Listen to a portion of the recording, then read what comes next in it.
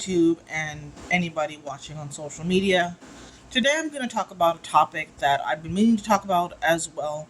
So, a year ago, I came out as trans, and not too long after that, I also discovered that I was autistic, and that was another acceptance that I had to just like coming out as trans was very difficult for me. It was also hard for me to come out as autistic because I know there's just like with any disability or mental health issue, people are tend to weaponize it, and that's why when I first started competing and I realized it, I was like, I don't think I should tell these judges that because I don't want it to be used against me. And disability is not a dirty word. I don't view it as a dirty word, and I don't feel like it's something because there are many people out there who suffer from anxiety, depression. You know, some people are neurodivergent, ADHD, autism. You know, some have have knee issues. My little brother has cerebral palsy, for example. There's just so many different disabilities and mental health issues. There's a list I could go on and on about, there are many people who have gone on and done many amazing things. In Houston, there's a past empress who is blind and goes out on stage, and she actually competes, and she's competed at pageants too, and that's amazing because I don't think I could do that. I'm not saying that if I could, that I couldn't, but I don't think I could. I would probably be too nervous because I couldn't see what I was doing. But I know there are ways to learn how to adjust with you always can have that reasonable accommodation. You know, so I've also come out, and it's been about a year ago. Like I've said before, I was not in the mood to do shows. I was kind of feeling iffy. I wanted to retire. There was a lot of things, and what really turned the corner for me after returning to competition and seeing everybody, and then having the opportunity to help run staff at nationals, I got to experience a different side, and it made me realize, you know what, you still want to do this. It's still in you. Why are you retiring?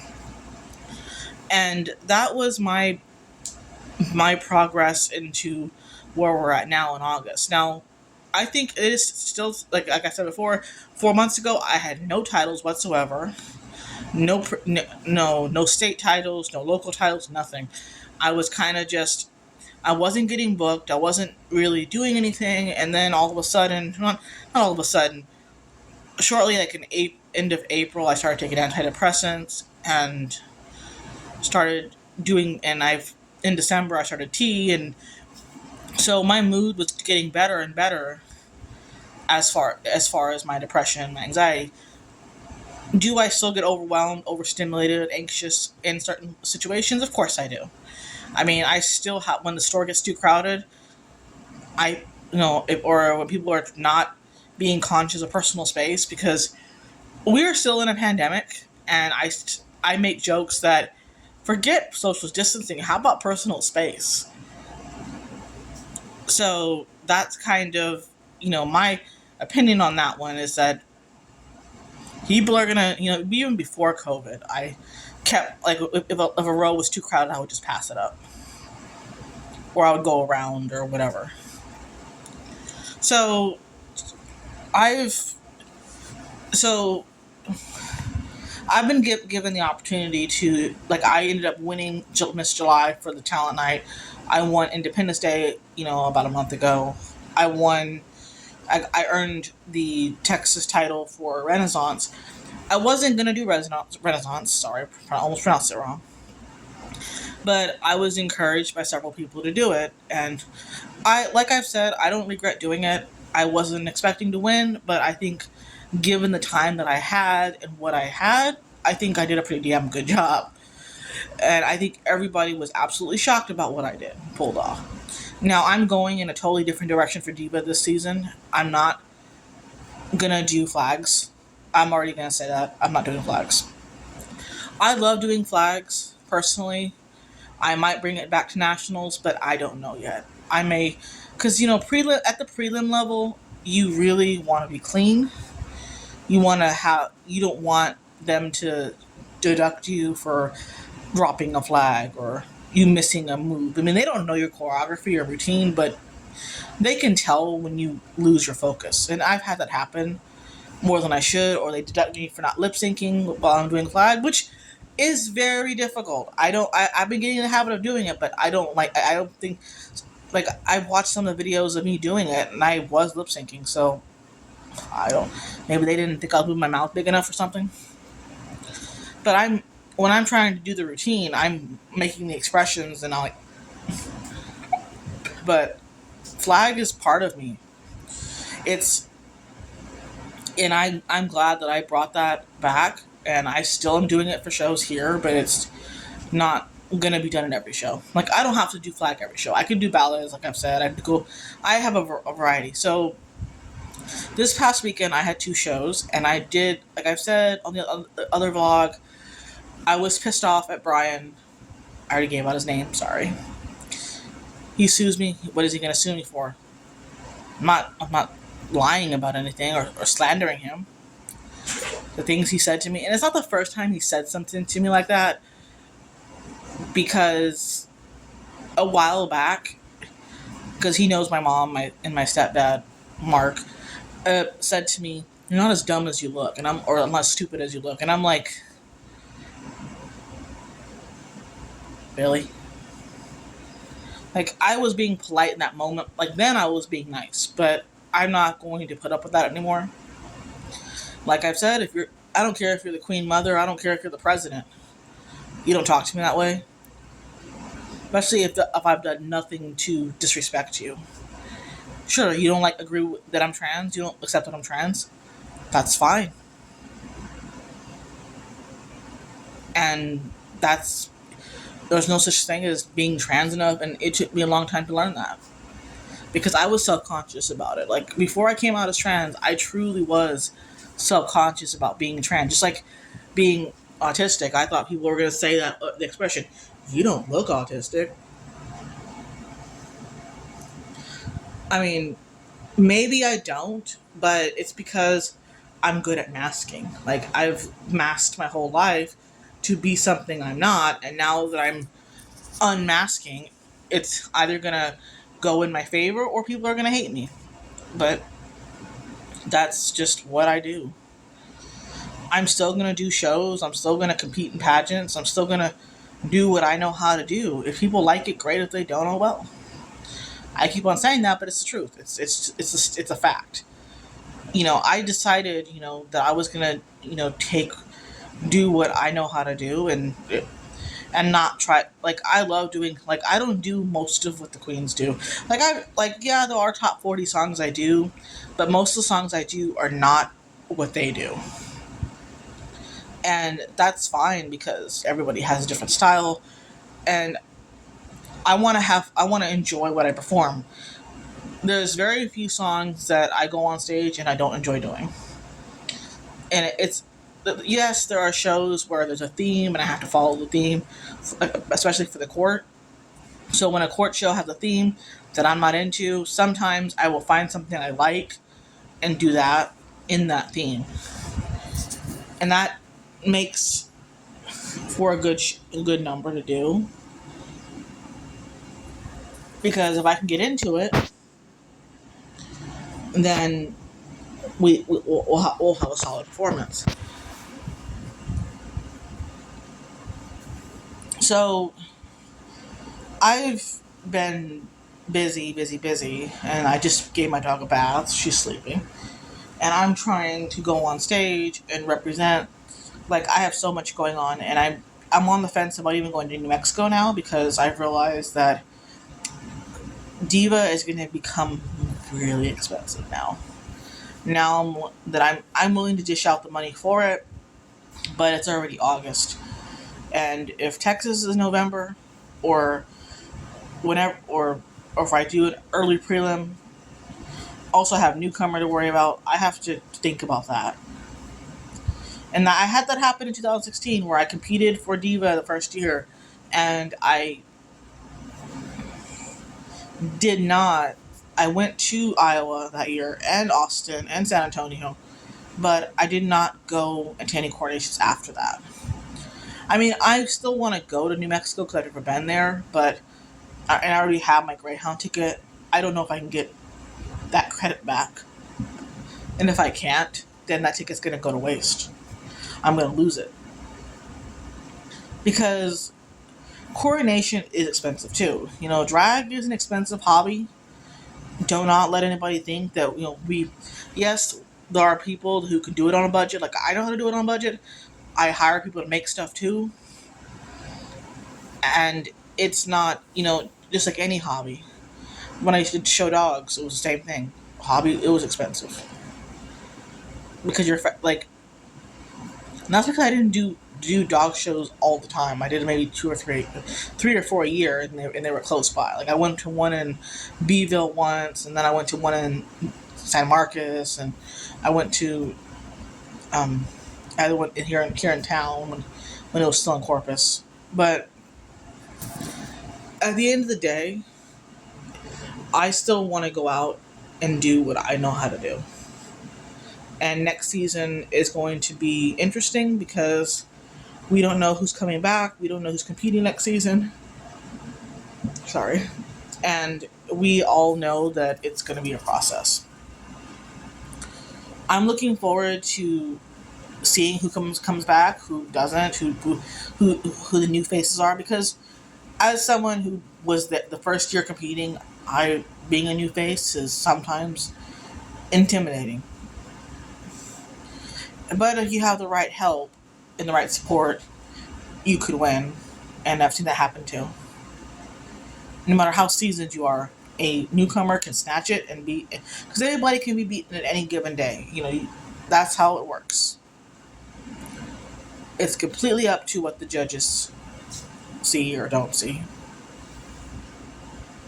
So, let's see. I'm trying to think of what else I should say.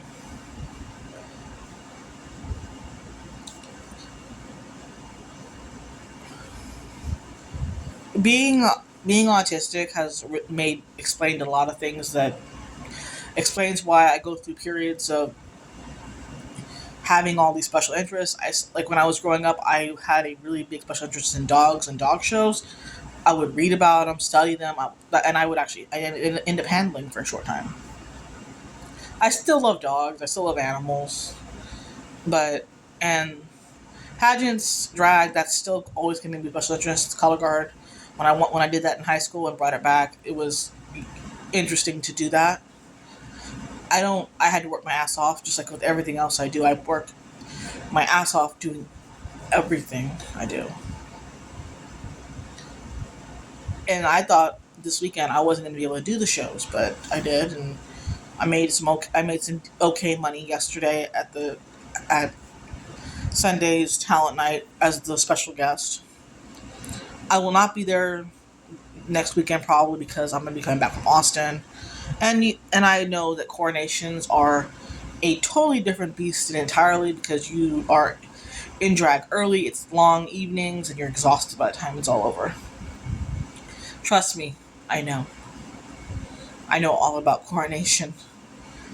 I call, there are occasions when it doesn't just happen at coronations, but usually after a coronation on a Sunday, I wake up with this nasty headache, and it is not always from drinking because sometimes I don't even drink and I get these headaches.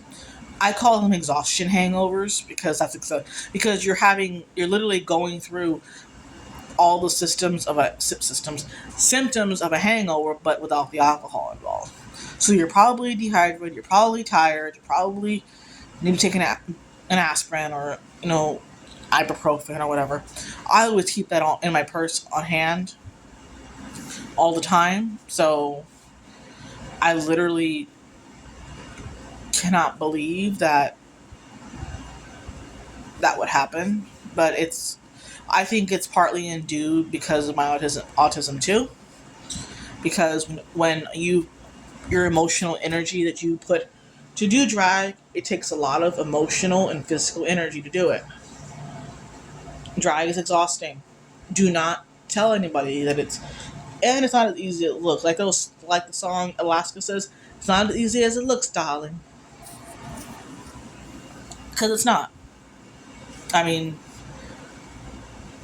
lip syncing it's a lost art, an art that form as well. I like to think I'm good at lip syncing, but I by no means think I'm like amazing. Like I know my when I go on stage, I do know my words. I don't forget them, and that's really. I mean, there's people that go on stage and don't even know their words, which is kind of embarrassing because you should know your song when you go on stage, especially if you know in advance. I understand even if you only have less than a day to learn a song. I've had that happen too, or last minute I learn a song in a day or two. When I typically have a last minute show, I try to do something I already know. That way I can, you know, refresh myself listening to it while I'm getting ready or whatever. Because I do listen to music while I'm doing face. It's a very common thing. So I'm trying my best to be seen, and that's why I'm working as hard as I am currently and trying to raise extra tips for my upcoming pageants and mainly for Diva because Diva is a state pageant, and then if I win or qualify at state, then I go to nationals, and that's a totally different ball game. Once you qualify, then the real work begins. Then you got to figure out what are you doing for talent for nationals if you decide to keep your talent or do you want to change it entirely. And some people change it, some add productions, and one of the biggest critiques that I think that my director pointed out to me is that there isn't much you can do to make your guard routine bigger. You can probably add people that can do flag, but that's I don't know anybody that does flag here. And finding people, productions are hard to come here are hard to put together because you gotta find people that are reliable. At the end of the day, if you even if you pay somebody, they still may not come through. I've had that happen too, where I've hired somebody to do my makeup and I paid them and they didn't show up, or I bought them the Greyhound ticket, they didn't go, and they missed their bus. And then when I was gonna go pick them up, they said they couldn't go, and I was like, really? That was Texas my first year. I was freaking pissed off when that happened because I paid them, the money that they asked me to pay them, and they got a ticket covered. So I made sure, when I do pageants, I make sure every little thing is paid for. And yeah, there are times where I probably don't have as much money as I should, but I get paid twice a month, and I have to I would love to have most events I've noticed seem to take place right when I'm between checks, and that's why I try to pay for as much as I can in advance. So the less I have on that payday to pay, the better. Because I don't need any complications, any drama, any problems. I need to make sure that it gets done.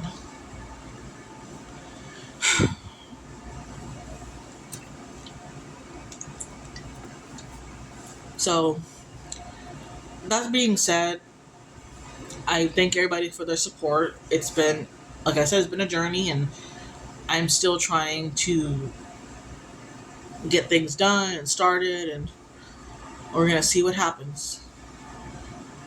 Bye.